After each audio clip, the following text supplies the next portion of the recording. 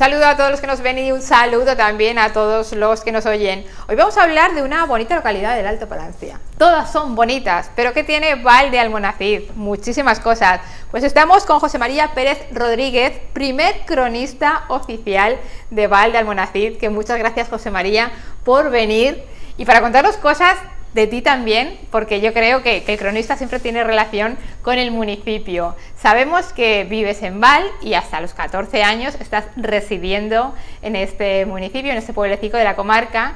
¿Cómo es el Val el tuyo de joven, que dejaste cuando eras niño al de ahora? ¿Hay mucha diferencia? Totalmente, claro. Yo estuve desde que nací hasta los 14 años, mi familia vivió allí, era un mundo totalmente rural y yo recuerdo que las calles estaban llenas de vida, de niños, de mayores. En la escuela éramos muchísimos niños, ahora hay 5 o 6 nada más, y eso se nota ahora en invierno. Cuando vienes en invierno, en cuanto se va el sol ya no ves a nadie, todas las casas están cerradas y todo el mundo Y para mí el recuerdo más importante son muchísimos, pero es descubrir el mundo, descubrir la vida, descubrir el mundo. Son las primeras fotografías que recuerdas de pequeño. Las casas y todo era peor, como en todos los sitios. Cualquier tiempo pasado fue peor. Hemos mejorado mucho en todos los niveles y el pueblo está además muy cuidado. Y yo tengo mis amigos de la escuela de cuando teníamos 5 años, siguen siendo mis amigos y nos vemos con frecuencia, y ahora con el WhatsApp nos escribimos. Y además para mí fue también el aprendizaje, porque yo fui a la escuela de la Vall de los 5 a los 10 años, con lo cual es también los primeros conocimientos, con la enciclopedia Álvarez famosa, ¿no? Que ibas allí, estaba todo, no como ahora que llevan una mochila enorme los niños. Y luego el segundo aprendizaje para mí fue venir a Segorbe al seminario. Yo me vine, justo cumplí los 11 años, ya a los pocos días de llegar al seminario, y estuve 5 años. Esto era como un escalón superior, que por cierto, sin darme cuenta, aprendí a hablar en valenciano, porque la mayoría de los alumnos hablaban valenciano, no en las clases, sino en el patio, que es un poco al revés que ahora, ¿no? Que hablan en valenciano en la clase y en el patio hablan en castellano. Aquello también fue un poco abrirse al mundo, ver gente, la gente de la Plana, gente del Maestrat, no sé, básicamente sería eso. Es descubrir la vida en 2 fases, ¿no? Primera fase en la Vall, segunda fase el seminario, porque en el seminario estábamos internos, excepto vacaciones de Navidad, vacaciones de Pascua y el verano, y estando tan cerca de la Vall, pues no íbamos nunca. Bueno, es que los que eran de altura tampoco iban a altura en 3 meses. Y esa diferencia de ese Val con tanto niño en la calle, con el colegio lleno, que ahora hay colegio pero ha costado lo suyo, ¿a qué se debe? ¿Se debe al cambio en el tema laboral? Porque antes la gente trabajaba en las huertas, trabajaba en el campo, y luego todo eso se acaba, se tienen que ir a trabajar fuera y quizás ahí el abandono. Sí, yo nací en el 51, voy a escuela hasta el 62, y por lo tanto es la época que yo recuerdo perfectamente. El trajín, el ajetreo se debía a que, como todo el mundo trabajaba en el campo, pues por la tarde veías a la gente volviendo del campo, con la mula, con el macho, con el caballo, y que iban al abrevadero, a uno de los abrevaderos, y cuidaban los animales, y los niños pues nos pasábamos el día o en la calle o en el monte. Yo a veces digo de broma, yo no hice psicomotricidad en la escuela, pero claro, era psicomotricidad pura. Te subías a un árbol, ibas por las cuevas, a buscar las cuevas, al río, meterse por el río. Era un mundo muy diferente. Y luego había una cosa como de formación de profesor, ¿no?, que era muy importante, es que toda la tribu educaba. O sea, todo el pueblo educaba, y si hacías algo mal y alguien te veía, te reñía, e incluso te amenazaban. Se lo diría a tu padre, no se lo diga, que me castigara. Y ahora eso no existe. Ahora parece ser que solo hay de educar la escuela, incluso los padres a veces también renuncian. Era una tribu, era un pueblo con muchos habitantes. Yo recuerdo cómo se iban vaciando las casas poco a poco, que la gente empezó a marcharse.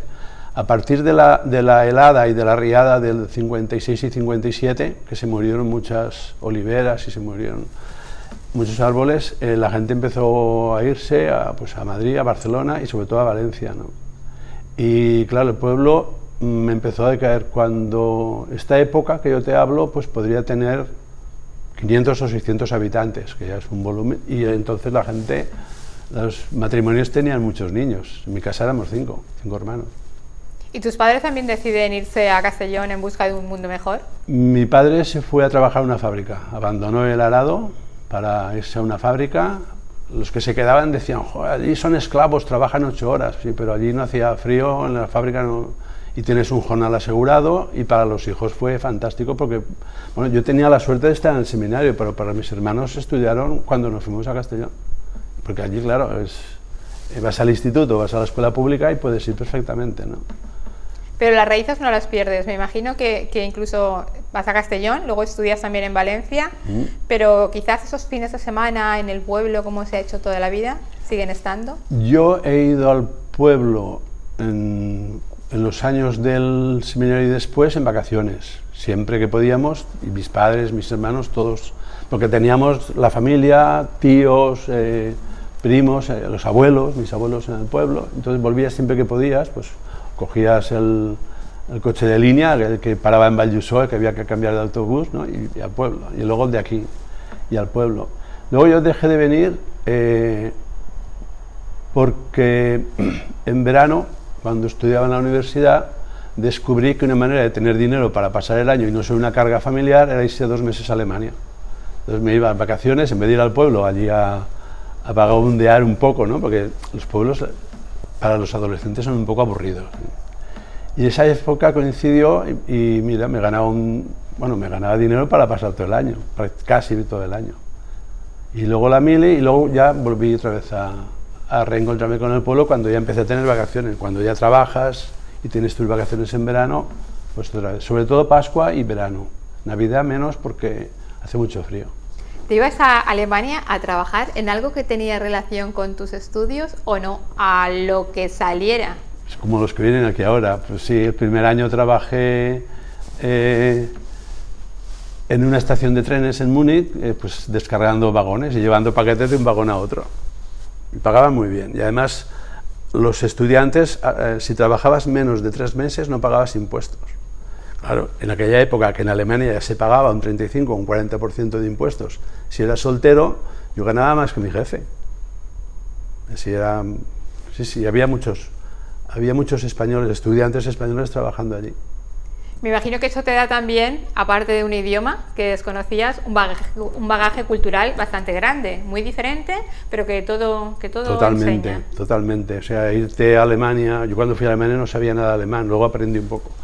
Irte a Alemania un poco así a la aventura, la primera vez que cruzaba la frontera, ¿no? Los Pirineos, y encontrarte allí con aquel mundo, pues sí es...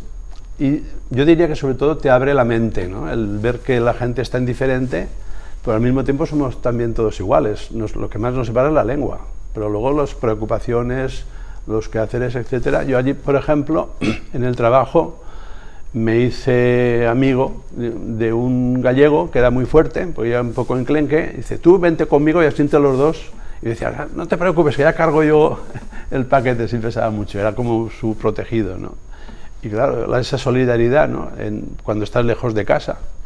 Claro, cuando estás lejos de casa, por ejemplo, te preguntan, ¿tú de dónde eres? Y decía, yo de Valencia, pero de Valencia mismo digo, no, de un pueblo que se llama Segorbe. De Segorbe mismo, bueno, de la Vall, pero claro, porque todo se hace más pequeño, ¿no? Cuando te vas más lejos. Eso es cierto. Y estudias, eres licenciado en Filosofía y Letras por la Universidad de Valencia. Sí, Geografía e Historia. Y Geografía e Historia. La especialidad Geografía e Historia. Y luego también maestra de catalán en la Universidad de Barcelona, porque luego hay otro paso, otro traslado por las ciudades españolas. Sí, y te creciendo cada vez más Barcelona. grande, ¿no? Cada vez más grande. Sí, luego cuando nos fuimos, porque a mi mujer le hicieron la oferta de trabajo en Puigverd, nos fuimos y yo nada más llegar empecé a trabajar. O sea, fuimos el 1 de enero y yo el 7 de enero ya estaba trabajando en un instituto y luego ya saqué las oposiciones y claro, el deseo de volver a Valencia pues poco a poco se fue diluyendo. Nosotros estábamos muy a gusto en Valencia, pero a veces el trabajo te lleva donde te lleva, ¿no? y te da una visión distinta del pueblo cuando estás fuera, porque muchas veces la gente que está dentro a lo mejor no lo valora tanto como los que tienen que irse, porque en tu caso has participado, ahora vamos a contarlo, en 1001 asociación y creado también más de una. A lo mejor es el hecho de estar fuera lo que te engancha más al municipio. Sí, a ver, cómo, no sé. Para mí el pueblo es mi cordón umbilical con el mundo, y que no se rompe. Bueno, no se rompe o no lo rompe, si se mantiene. Es decir, yo soy valenciano porque nací en la Vall. Si hubiera nacido en Bilbao sería vasco, ¿no? Y claro, ¿qué te añade ese haber nacido en un sitio? En mi caso, y en la mayoría, nos da pues los amigos de la infancia, los paisajes de la infancia, las calles, los primos, la familia, todo eso es lo que te liga. Y si vas yendo asiduamente, pues vas manteniendo esa relación. Yo creo que cuanto más lejos te vas o a más sitios vas, más valoras este cordón umbilical que te liga de alguna manera, ¿no? Es decir, yo puedo pensar en todo el universo, pero mis pies están aquí, ¿no? Que no le sucede a todo el mundo, también hay que decirlo. Hay gente que realmente sí que lo valora mucho, otros que a lo mejor se deslindan totalmente. Sí. Y en tu caso, ¿cuándo comienzas a formar parte de la vida cultural y social? Yo creo que cuando empiezo a venir ya de vacaciones, ya con mi mujer y con la niña primero y luego con los dos niños, es cuando empiezas un poco a hablar de estas cosas. Eso sería los años 80, pues empiezas a hablar con otra gente que pueda tener las mismas inquietudes. Lo que pasa es que en el pueblo tampoco ha habido grandes proyectos porque era todavía la época del cambio, ¿no? De la gente que se han ido, que luego empiezan a volver, porque tampoco la gente que marchaba podía volver enseguida, porque muchas familias cuando se fueron del pueblo a trabajar a Valencia, a Castellón, donde fuera, se llevaban hasta los muebles, por no pagar muebles nuevos, alquilaban un piso, se llevaban los muebles y claro, volver a la casa del pueblo, que tampoco muchas veces estaba en muy buenas condiciones, pues agua corriente ya había y desagües, pero era todo todavía muchos pisos de yeso, por ejemplo, y bueno, pues luego había que esperar un tiempo a ahorrar para poner la casa un poco mejor. Mi relación con el pueblo, así más cultural, años 90, que es cuando empezamos a pensar que había que hacer algo con el castillo, que es el edificio, aparte de la iglesia y del palacio, es el edificio más emblemático, aunque todo el mundo no lo ve así, porque dice, si está en ruinas no sirve para nada, ¿no? Pero pensábamos que era propiedad privada, porque habían plantado oliveras y almendros dentro, o sea, eran unas parcelas, que lo primero que había que hacer era recuperar la propiedad y pasar la propiedad pública al ayuntamiento, e hicimos gestiones y por último creamos la Asociación del Castillo, con Eugeni de Manuel y el matrimonio Manuel y Natalia, y yo recuerdo perfectamente que estábamos, lo típico, en el bar, un día de verano por la noche a la fresca, y decimos, pues hay que hacer papeles, vamos a hacer una asociación, que esto lo hemos de mover porque si no se nos caerá y sería una lástima, porque es un castillo que es, dentro de sus características y en la sierra, es un castillo muy interesante, ¿no? Y esa fue la primera actuación importante. Luego vinieron ya pues buscar subvenciones, colaborar con el programa de fiestas, porque el programa de fiestas lo hacen bastante potente, es un librito de hecho, y casi siempre me pedían, escribe algo para darle un poquitín de cultura, ¿no? Y yo escribía, pues no sé, sobre el habla, sobre historia. Y entre todo ese estudio de campo a la hora de escribir, porque una persona siempre descubre cosas nuevas, ¿qué es lo más interesante que has descubierto sobre Val de Almonacid? Antes me hablabas del origen del nombre, por ejemplo. Sí, bueno, esto es reciente, lo del nombre es muy reciente, porque, como te decía, yo me he dedicado a dar clases y también a la gestión. He sido director varias veces durante muchos años, acabé de director territorial incluso, y claro, tiempo para investigar me quedaba el mes de agosto, y el mes de agosto lo que quieres son vacaciones, irte con la bicicleta con los amigos o hacerte unas chuletas a la brasa y fiestas aquí y fiestas allá, ¿no? Y yo la parte de investigador la tenía muy atrofiada. Había hecho algo al principio, había empezado a estudiar los libros parroquiales, que es una joya, que no hayan desaparecido como en tantísimos pueblos. En el Alto Palancia, Pachi Guerrero, hizo un estudio, lo tiene publicado, creo que estudió 6 archivos parroquiales, los demás, por lo tanto, han desaparecido, ¿no? Y allí se conserva desde la expulsión de los moriscos, cuando viene gente nueva, los nuevos habitantes son cristianos, y viene un párroco con ellos en 1610, y empiezan los libros parroquiales, el mismo día que empieza la gente a vivir allí. Y hay una laguna entre 1852 y 1866, y yo empecé a estudiar este tema, pero luego se quedó aparcado. Mi estudio inicial fue pasar cada una de las partidas de bautismo, de entierro y de matrimonio a unas fichas, una a una. En total son unas 12.000.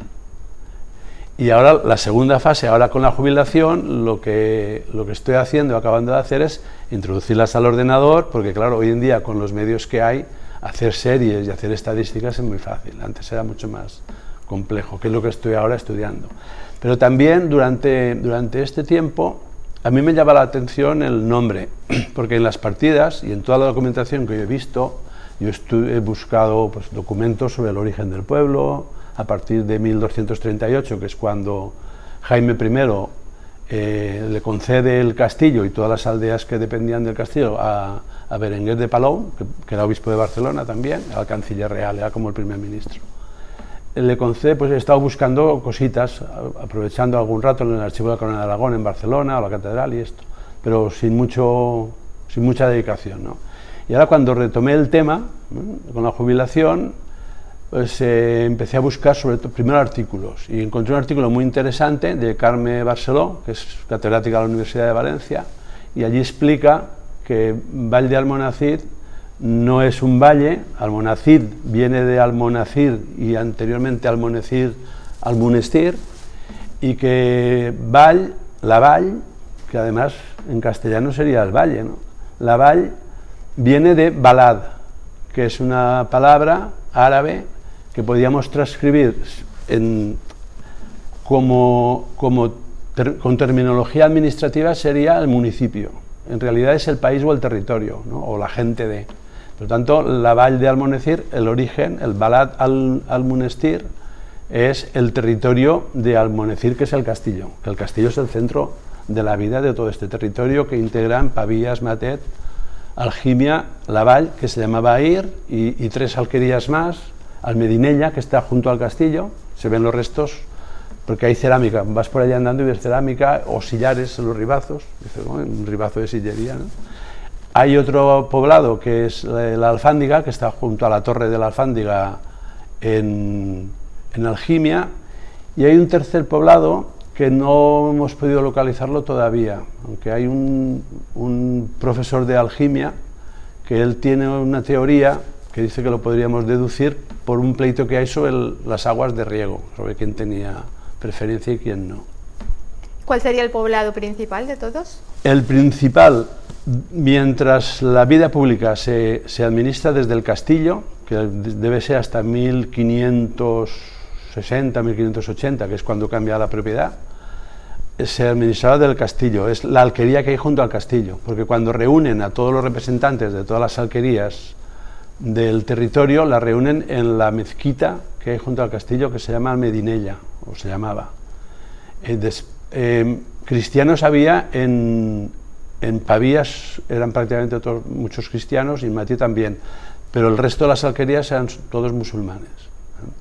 Después, cuando la Casa de Cardona vende este señorío, es un señorío pequeño, pero bueno, va de su dinero, y claro, cuando tú necesitas dinero y necesitas efectivo, vendes algo que no te aprecias mucho, claro. Antes que vendes Segorbe, vendes señoríos como el de Almonacid, 15 o 20 los que haga falta, ¿no? Los importantes, no se venden. Entonces lo compró la condesa de Aranda, que también era una casa señorial importante, pero tenía más propiedades en Aragón que aquí.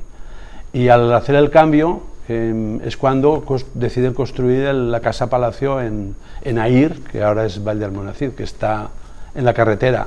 Probablemente la construyen en las afueras, es decir, que el edificio estaría allí, porque pasaba el camino de Segorbe hacia Algímia y hacia Onda también, y que al otro lado de la carretera no debía, bueno, carretera la hicieron hace un siglo, seguramente pasaba el camino y no habría nada más, y sería el centro de administración, es un edificio bastante grande, una parte residencial y otra parte de almacén para los criados.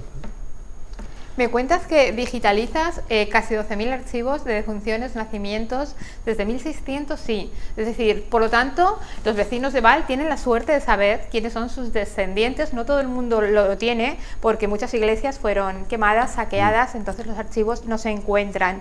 ¿Hay algún vecino que haya podido ascender en su árbol durante muchas generaciones? Sí, bueno. ¿Habéis tenido la persona que ha dicho, mirar todo lo que he encontrado gracias a esto? ¿Por qué? Sí, algunas personas me han pedido los datos y yo se los he facilitado. Lo ideal sería hacer una aplicación que en una página web se pudiera entrar, pero claro, el archivo es propiedad de la iglesia y por lo tanto hay que pedir permiso, habría que pedir permiso para hacerlo público a la iglesia, bueno, al archivo de aquí de la catedral, a David. Y lo que sí yo he hecho en alguna persona, algún amigo, pues decir, oye, ¿yo podría sacar mis antecedentes? Pues sí, nos ponemos allí en el ordenador y vamos buscando y vamos subiendo hasta 1610, sí, se puede. Qué curioso. También, aparte de asesor en el proyecto Val en Ruta 2019, el inventario de piedra seca 2020, programa de revaloración de las fuentes 2020 también, son varios de los proyectos de los que estás formando parte o de los que has formado parte. Que en ellos pues descubrimos otro Val, ese Val casi olvidado, pues porque es lo que suele suceder, que el paso del tiempo muchas veces tapa ciertos lugares que deberían ser descubiertos y que están siendo descubiertos. Sí, porque aquello que vemos continuamente muchas veces no le damos valor, ¿no? Yo, por ejemplo, los ribazos, las casetas y esto, cuando vivía en el pueblo, es que el mundo era así. Luego, cuando sales del pueblo y te vas... Yo mi primer viaje fuera, aparte de ir a Valencia, fue a La Mancha, Albacete. Claro, cuando vi que todo aquello era tan llano, que no había ni ribazos, ni montes, ni nada, lo primero que pensé, digo, aquí, yo tenía 10 años, digo, aquí los niños, ¿dónde juegan?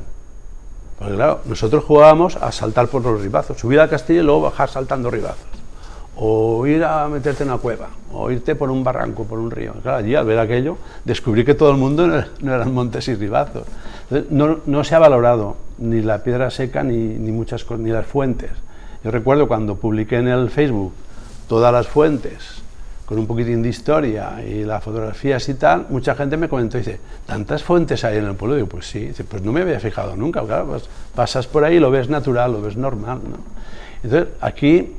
En Piedra Seca nos hemos llevado la sorpresa porque, claro, al abandonar las tierras en los años 50, todo esto se había quedado, las tierras se van perdiendo, las casetas normalmente están lejos de la población porque era para quedarse, para guarecerse de una tormenta o del sol en verano, o si incluso si había que quedarse a dormir una noche, ¿no? Están lejos. Las tierras que están lejos son las primeras que se perdieron, que se abandonaron en los años 50. Entonces ahora, gracias sobre todo a la colaboración de cazadores que van por todos los rincones y de la gente que hace deporte que van corriendo también por todos los rincones, hemos podido recuperar muchas casetas y muchos hornos de cal también. Se hizo el inventario hace 2 años, pero tenemos muchas más y cada vez que vamos por ahí pues seguimos encontrando y algunas están perfectas, se conservan perfectamente, igual que las trincheras. Ahora con el ayuntamiento estamos recuperando otra trinchera, porque están las famosas de la Costalata, que es un sitio muy bonito porque se ve toda la comarca desde allí arriba. Hay otras junto a la Costalata que también son muy conocidas, pero que todavía no se ha intervenido. Pero esta tiene a su favor que es más fácil el acceso para todas las personas, que no hay que subir allá arriba del monte, es más fácil, incluso se puede llegar a 500 metros en coche. Y calculamos o intuimos, por lo que nos han explicado cazadores y gente que va mucho por el monte, que puede haber casi 1 kilómetro de trinchera. Y es una trinchera que está muy bien hecha, pues es un muro, luego está excavada y detrás la ladera del monte. En fin, es el último proyecto que tiene el ayuntamiento, si nos dan la subvención, porque claro, estos ayuntamientos tampoco tienen muchos recursos económicos, ¿no? Y luego también el año pasado hicimos un grupo de voluntarios de la Piedra Seca y quedábamos este verano, quedábamos algunos días, un par de horas o 3, pues vamos a arreglar una caseta que se han caído 3 o 4 piedras o vamos a limpiar un aljibe. Y yo espero que esto continúe, lo de los voluntarios. No somos como los de altura, que estos son unos máquinas, los del Cantal, ¿no? Pero en fin, en nuestro pueblo, el más pequeño, haremos lo que podamos. Estáis poniendo en valor distintos aspectos del pueblo, también señalizando, haciéndose unas rutas señalizadas, sí, que antes lo comentábamos, eso, en el turismo de ruta, el turismo de senderismo, que tanto se lleva, y más ahora todavía que la gente parece que haya descubierto el monte, la vida sana, algo que no, sí, que se había quedado un poquito apartado, y que la pandemia, pues bueno, trae cosas buenas, entre comillas, ha traído esto. Vemos que hay muchísimos senderos en la localidad de Val d'Almonacid, donde nos explican las distintas rutas. Yo hice el otro día el del agua, descubrí también algunos acueductos que habéis sacado a la luz, acueductos que me imagino que siempre habrán estado ahí, pero... Siempre. Sí, ahora con la elaboración del catálogo de patrimonio, que claro, aquí tenemos ya, la idea es incluirlo todo lo que es patrimonio. Y le comentaba al alcalde el otro día, digo, claro, hemos de incluir también las huertas, porque cada huerta, de estas huertas pequeñitas que están totalmente perdidas, tiene su manantial, ¿no?, la fuente, luego en casi todos los casos un pequeño azud que desvía el agua del barranco a una balsa, que las balsas que se han conservado son de piedra y tierra, son piedras secas, claro, son de los años 50, abandonadas a los años 50, y luego las acequias de tierra que regaban las huertecitas aquellas, y en algunos casos para cruzar el barranco, pues aquí había que hacer un pequeño azud. Sí, hay 3 o 4 azudes que estaban, la gente no los conocía, pues que ni se veían, ¿no? Y ahora con la brigada esta de Benja y Capilla y compañía, cuando van limpiando caminos también aprovechan y limpian el entorno de estas fuentes, de estas balsas que están perdidas, que tiene su encanto, ¿no? Como tú bien dices, para el senderismo, si además hay un atractivo de una fuente o de una balsita, las balsas también sirven para recuperar parte de la fauna o para ayudar a la fauna a sobrevivir. Antes también me comentabas que estáis haciendo un circuito por el Río Chico. Sí. Río Chico, que dime tú, ¿dónde comienza? En Algimia, digo yo, pero hay gente que le da otro comienzo. ¿Lo tenemos claro? Yo estudié hace muchos años, por curiosidad, pero muchos años son 40, cuando estaba en la facultad, allí hablando con gente de geografía, porque allí había gente de geografía muy potente, el Vicent Rosselló, yo lo tuve de profesor, ¿no? Y la conclusión era que el río Chico nace en la Fuente de la Parra, justo debajo del Pico de Espadán, porque luego es el barranco de Aguas Negras, que se junta aguas abajo, por la izquierda el barranco de la Rodana y por la derecha el barranco del Cañar. Entonces hay quien dice que no, que el nacimiento sería donde se juntan los 3 barrancos, que está debajo de Algimia, lo que en Algimia llaman la Rambla. Entonces, si cogemos el barranco como cuenca del río, lógicamente es el barranco central, que además empieza una fuente que no se seca nunca. Bueno, el de la Rodana y el otro tampoco se secan nunca, pero bien. Esta sería la teoría.